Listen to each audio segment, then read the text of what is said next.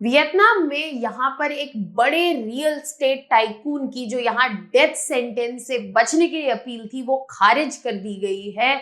लेकिन यहाँ पर अभी भी पॉसिबिलिटी है कि ये डेथ सेंटेंस से बच जाए अगर इन्होंने जो फ्रॉड और एम्बेजलमेंट किया है उसका एक बड़ा सम ये वापस कर दे। बट सवाल ये उठ रहा है कि यहाँ पर एम्बेजलमेंट की बात इस लेवल पर क्यों हो रही है। यहाँ पे आंसर ये है क्योंकि इतना बड़ा फ्रॉड है कि यहाँ पर डायरेक्टली वियतनाम की इकोनॉमी जो है इफेक्ट होते हुए दिखेगी और एम्बेजलमेंट जो है वो करीबन 27 बिलियन डॉलर्स का इफेक्ट छोड़ेगा वियतनाम की इकोनॉमी पर, जो कि उनका 3% है जीडीपी पर। सो यहाँ पर इम्पैक्ट इतना बड़ा है इस फ्रॉड और एम्बेजलमेंट एक्टिविटी का that we have to take in consideration कि इतने बड़े एम्बेजलमेंट और फ्रॉड केसेस का इम्पैक्ट क्या हो सकता है इकोनॉमी पर और साथ ही साथ सोसाइटी पर। इसके अलावा ये भी समझने वाली बात है कि अगर ऐसे सिनेरियोज से हमारी कंट्री को बचना है तो यहाँ पर कौन सी प्रैक्टिसेस हैं जिन पे हमें ज्यादा ध्यान देना चाहिए। हेलो स्टूडेंट्स, वेलकम टू चर्ल academy. My name is Shubhangi Singh और आज हम इस एम्बेजलमेंट केस के बारे में तो जानेंगे ही जानेंगे, साथ ही साथ ये समझेंगे कि ऐसे केसेस से फाइनेंशियल स्टेबिलिटी पर क्या इफेक्ट पड़ता है, सोसाइटी पर क्या इफेक्ट पड़ता है और साथ ही साथ अगर ऐसे सिनेरियो से हमारी इकोनॉमी को बचना है तो ऐसी कौन सी चीजें हैं जिनका हमें ध्यान रखना जो है जरूरी है।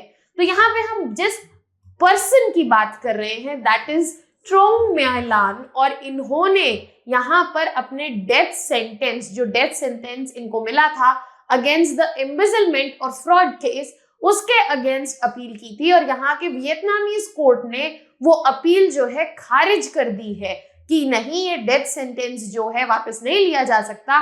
बट अभी भी पॉसिबिलिटी है कि वो डेथ सेंटेंस से बच जाएं अगर यहाँ पर वो किसी तरह 75% 3/4 ऑफ द एसेट जो यहाँ पे इन्होंने एम्बेजल किए हैं, फ्रॉड किया है जहां पर, वो वापस कर दे। तो यहाँ पर पॉसिबिलिटी अभी बनी हुई है।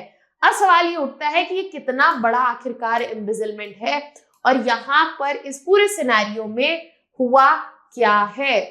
इस पूरे सिनेरियो की अगर हम बात करें तो हमें थोड़ा इन डिटेल देखना पड़ेगा about this real estate tycoon Truong My Lan. और अगर हम इनकी बात करें तो इन्होंने एक मामूली जॉब जो है मार्केट वेंडर की वहां से स्टार्ट किया था और इन्होंने वियतनाम के इकोनॉमिक रिफॉर्म्स जो आए थे उनका इस्तेमाल करते हुए अपना बिजनेस जो है 1986 में ग्रो करना शुरू किया।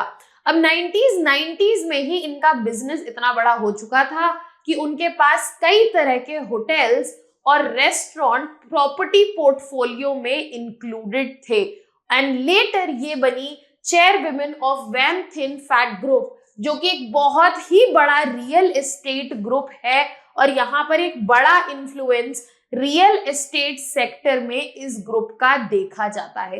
तो यहाँ पे ये समझ में आया कि ये जहां से स्टार्ट किया है बहुत ही नॉमिनल प्लेस थी और इन्होंने एक बड़ा नाम कमाया और इनका फ्रॉड जो है सामने आया 2022 में जब इनको अरेस्ट किया गया और यहाँ पे पता चला कि साइगन कमर्शियल बैंक जो है, जो कि 5th लार्जेस्ट बैंक है वियतनाम का, उसको ये सीक्रेटली कंट्रोल कर रही थी और यहाँ पे शेल कंपनीज को यूज करते हुए, फेक लोन एप्लीकेशंस को यूज करते हुए इन्होंने ऑलमोस्ट 12.5 बिलियन डॉलर्स जो है मात्र 10 साल में 2012 से 22 के बीच में यहाँ पर साइफन किए हैं। तो यहाँ पर ये सारी फ्रॉडुलेंट एक्टिविटीज का पता चला जब इनका अरेस्ट हुआ और ये फ्रॉड इतना बड़ा है कि यहाँ पर वियतनाम की इकोनॉमी जो है वो डायरेक्टली इफेक्ट होगी और ऑलमोस्ट डैमेज जो है वो 27 बिलियन डॉलर्स का होगा, जो कि 3% जीडीपी है part as per वियतनाम्स economy in 2022। तो हम देख सकते हैं कि ये जो फ्रॉड है ये मामूली फ्रॉड नहीं है। कभी भी जो पैसे का नंबर होता है किसी के लिए छोटा बड़ा हो सकता है, बट इतना बड़ा नंबर कि किसी देश की इकोनॉमी पे डायरेक्ट इम्पैक्ट पड़े हमें यहाँ पर देखने को मिल रहा है। अब सवाल ये उठता है कि इतना बड़ा इम्पैक्ट है तो फाइनेंशियल स्टेबिलिटी तो डिस्टर्ब होगी, बट कौन कौन से ऐसी जगह है जहां पे हमें डायरेक्ट इम्प्लीकेशन और इम्पैक्ट जो है वो देखने को मिलेंगे। तो सबसे पहली जगह है यहाँ पर सबसे बड़ा पॉइंट है मार्केट कंपटीशन।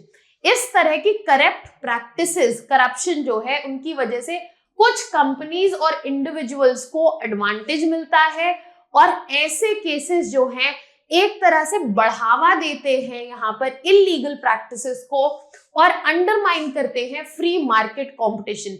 इनसे पॉसिबिलिटीज होती है कि मोनोपोलीज क्रिएट हो सके या ओलिगोपोलीज क्रिएट हो सके, जिसकी वजह से इनोवेशन और साथ ही साथ इकोनॉमिक ग्रोथ जो है दोनों ही हिंडर होती है। इसके अलावा यहाँ पर रिसोर्सेस का मिस एलोकेशन हमें देखने को मिलेगा जब भी ऐसे केसेस सामने आएंगे। इस करप्शन की वजह से ही यहाँ पर पब्लिक रिसोर्सेज जो हैं, जिनका इन्वेस्टमेंट बेहतर इंफ्रास्ट्रक्चर, बेहतर फैसिलिटीज, बेहतर सर्विसेज के लिए होना चाहिए था, वो रैदर हेल्प कर रहे हैं सिर्फ प्राइवेट इंटरेस्ट और प्राइवेट एंटिटीज को। और यहाँ पर एक डायरेक्ट लॉन्ग टर्म इंपैक्ट हमें देखने को मिलेगा इकोनॉमिक ग्रोथ पर। यहाँ पर साथ ही साथ इन्फ्लेशनरी प्रेशर्स जो हैं वो बढ़ जाते हैं इन सिचुएशन में, बिकॉज यहाँ पर जो पब्लिक कॉन्ट्रैक्ट्स हैं वो बढ़े हुए प्राइसेस पर मिलते हैं, जिसकी वजह से गवर्नमेंट को एक इंक्रीज्ड प्राइस पे करना पड़ता है किसी भी सर्विस के लिए, गुड के लिए, कॉन्ट्रैक्ट के लिए। तो यहाँ पर क्योंकि एक ही एंटिटी है, वो भी करप्ट प्रैक्टिसेस की वजह से, तो ऑब्वियसली वो बड़े प्राइसेस कोट करते हैं और उसका भरपाया जो है गवर्नमेंट करती है। और किसके पैसे से करती है? वो आम आदमी के टैक्सेस से ही करती है। और इन सभी चीजों का हमें लॉन्ग टर्म इम्पैक्ट जो है देखने को मिल सकता है। इसके अलावा कॉस्ट ऑफ डूइंग बिजनेस जो है वो भी हमें बढ़ता हुआ दिखेगा।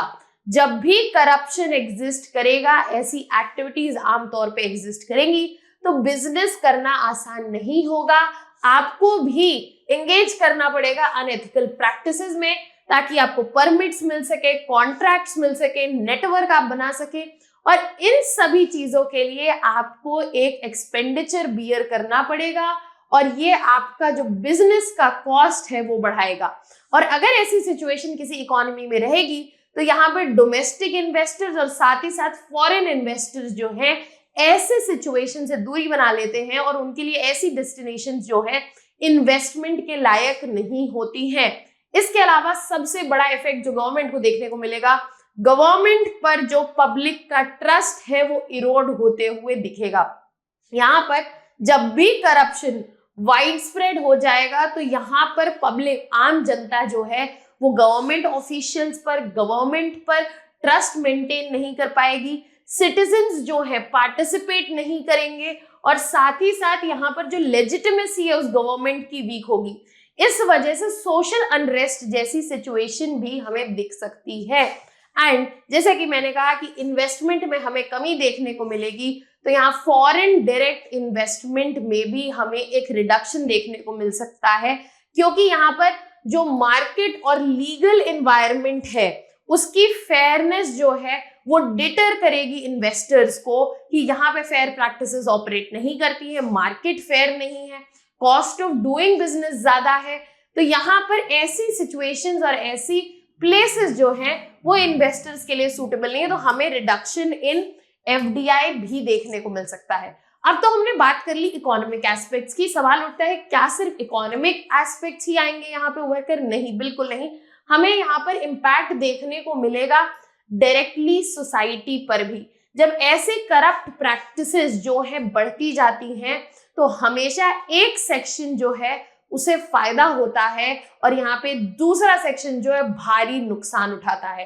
That means the rich will get richer and poor will get poorer. Same service के लिए जो एक रिच इंसान ब्राइब पे कर सकता है, पुअर इंसान नहीं कर सकता, उसको सर्विसेज नहीं मिलेंगी और रिच जो है अपनी फैसिलिटीज को फर्दर बढ़ाएगा। तो इससे जो ये गैप है बिटवीन रिच एंड पुअर वो फर्दर वाइडन होगा और हमें इनइक्वालिटीज जो है बढ़ती हुई दिखेंगी। जैसे कि मैंने अभी भी बोला था कि सोशल अनरेस्ट जैसी सिचुएशन देखने को मिल सकती है, क्योंकि जो पब्लिक है, आम जनता है, वो गवर्नमेंट ऑफिशियल्स, गवर्नमेंट वर्क में पार्टिसिपेट नहीं करेगी, उनको बिलीव नहीं करेगी और अंडरमाइन होगी जो लेजिटिमेसी है, जो प्रेजेंट गवर्नमेंट है उसकी। तो इसके अगेंस्ट जो पब्लिक है, पब्लिक मूवमेंट क्रिएट कर सकती है। तो इस वजह से हमें सोशल अनरेस्ट भी देखने को मिल सकता है। इसके अलावा पब्लिक सर्विसेज पर भी एक भारी इंपैक्ट आएगा। जब भी रिसोर्सेज जो है इकोनॉमी के डाइवर्ट होंगे किसी के प्राइवेट इंटरेस्ट के लिए या करप्शन की वजह से उन जगह नहीं पहुंचेंगे जहां रिक्वायर्ड है, तो यहाँ पब्लिक सर्विसेज जैसे कि एजुकेशन, हेल्थ केयर और इंफ्रास्ट्रक्चर जो है वो पूर्ण रूप से डेवलप नहीं हो पाएगा, उसमें कमियां रहेंगी। और यहाँ पब्लिक के पास जो फैसिलिटीज होनी चाहिए थी उसमें भी हमें कमी देखने को मिलेगी। तो यहाँ पर हमें इम्पैक्ट जो है ऐसी फ्रॉडुलेंट एक्टिविटीज का बहुत बड़े स्केल पे देखने को मिलेगा। और ऐसा नहीं है कि इंडिया में ऐसे स्कैम्स जो हैं या फ्रॉडुलेंट एक्टिविटीज जो है वो नहीं एग्जिस्ट करती हैं, और हमने ये सारे ही इम्प्लीकेशंस चाहे वो फाइनेंशियल स्टेबिलिटी पे हो या फिर वो सोसाइटी पे हो इंडिया में भी देखे हैं।